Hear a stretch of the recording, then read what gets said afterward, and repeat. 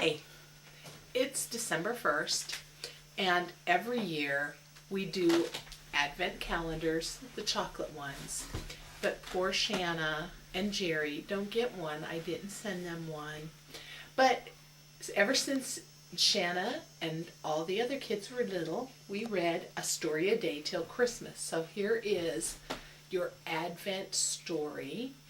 I will read today's, and then I'll also read tomorrow's. So this will be posted, and every day you'll get the story for the day. The first story is called The Candles by Hans Christian Andersen. The Candles. There was once a big wax candle that was quite proud of itself. I'm made of wax and have been cast, not dipped, it said. My light is clear and I burn longer than other candles. I belong in a chandelier or a silver candlestick. That must be lovely, said the humble tallow candle. I am only made of tallow, but I've been dipped 8 times instead of 2 like most. So I have a decent waistline and am satisfied. Wax candles are put in the living room and I have to stay in the kitchen. But that's a good place too. It is warm and friendly, and it is where the food is prepared. There are certainly more important things in life than food, sniffed the wax candle. Things like parties and dancing. There's going to be a Christmas ball tonight. At any moment they will come for me and my whole family. Hardly had this been said when the lady of the house came to get the wax candles, but she took the little tallow candle too. She brought it into the kitchen, where a little boy stood with a basket on his arm. It was filled with potatoes and a few apples. All this the kind mistress had given the poor boy. Here, my little friend, she said, and put the tallow candle into his basket. I know your mother often works so late into the night. Her little daughter, who was standing nearby, smiled when she heard her mother say so late in the night. We're going to have a party, and my dress has red bows on it, and I will be allowed to stay up so late into the night, she said joyfully. Her eyes sparkled with expectation. She was so happy. Not even wax candles can shine like the eyes of a child. That was a blessed sight, thought the tallow candle. I shall never forget it, nor am I likely to see such happiness again. The boy went on his way, and the tallow candle went with him. I wonder where I'm going, it thought. Probably to people so poor they don't even have a brass candlestick, while the wax candle sits in silver and in its finest company.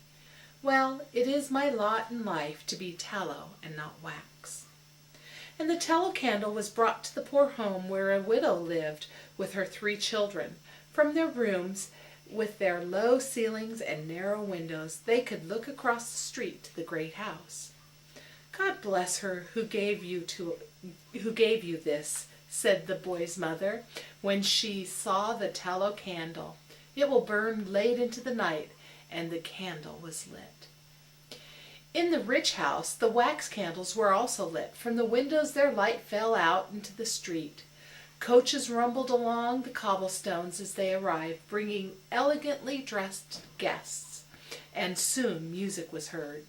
Now the ball is starting, thought the tallow candle, recalling the little rich girl with her sparkling eyes.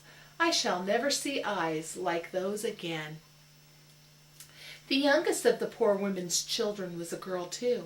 She put her arms around her brother and sister and whispered to them, We are going to have hot potatoes for dinner.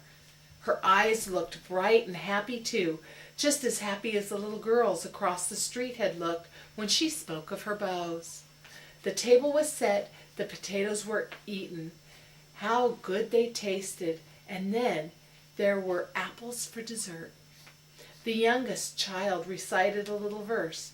Dear God, thanks to your will, I once more my stomach did fill. Amen. "Did I say it nicely?" the girl asked her mother. The mother smiled and shook her head. "That you mustn't ask or think about. What is important is to be thankful to God for what He does for us." The children were tucked into bed and each given a kiss. Then they fell right to sleep. The mother stayed up and sewed late into the night.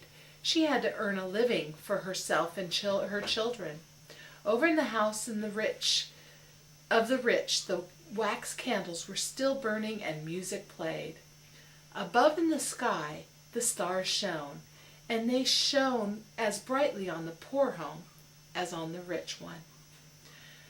That was a nice evening, thought the tallow candle. I wonder if the wax candle had a better time in its silver candlestick. That is the question I would like to have answered before I burned out.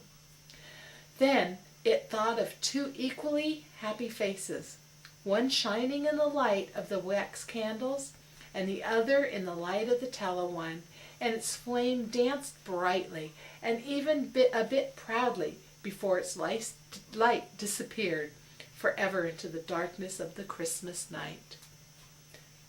By Hans Christian Andersen.